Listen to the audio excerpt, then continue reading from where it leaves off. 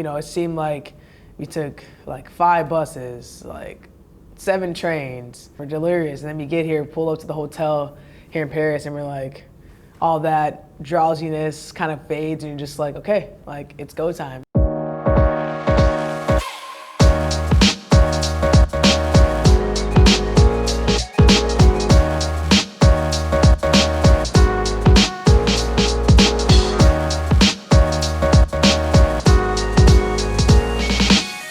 I'm Jewell Loyd, and this is my Olympic diary.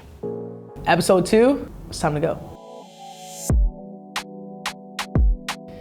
We are finally in Paris. It was a long journey here. It's been awesome. It's been really cool. It's been different for sure.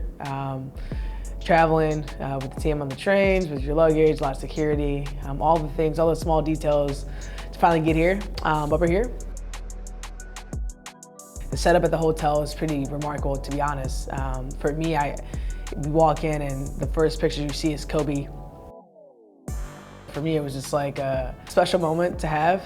Conversation I had with Kobe, you know, before he passed too, is how to be an Olympian, right? And so it kind of brought things full circle to walk in on this journey and have him be the first person you kind of see walking in. And as you walk through the lobby and stuff, all our pictures are decorated on the walls and on the elevators, and it's just this feeling of, okay, like you have this vision of why you're here.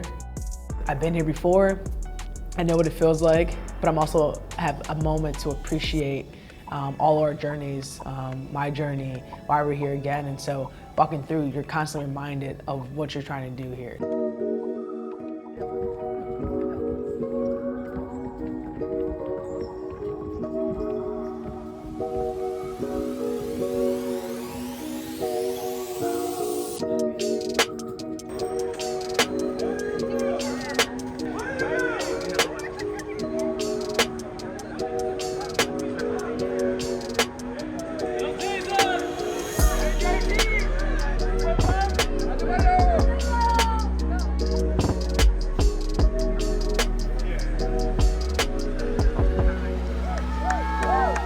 Always that surreal moments, definitely for us. We're on the bus and we're traveling with all the athletes going to opening ceremonies. You kind of look around the bus and you're like, man, like this is like big time. You know, you look behind you, you have, you know, obviously LeBron's there, you know, Steph, and just like, you have this moment of appreciation of just who they are and what they've done for the game of basketball. But then I look up front, you know, and ahead of me, and I have, you know, Coco sitting there, you know, and it's like, man, like this is wild. Like where am I at right now? You know, like it's a balance of like, how do you not be a fan?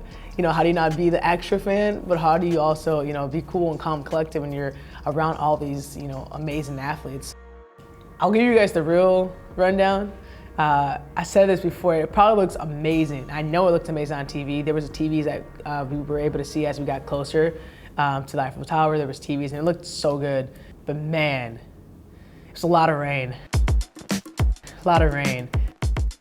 So now everyone's like, poncho, handing out ponchos, and we put on ponchos, and it's just, you know, just out there. And as we're walking, we're getting hungry. There's not a lot of snacks. We're like, all right, what's the vibe? Where are we going?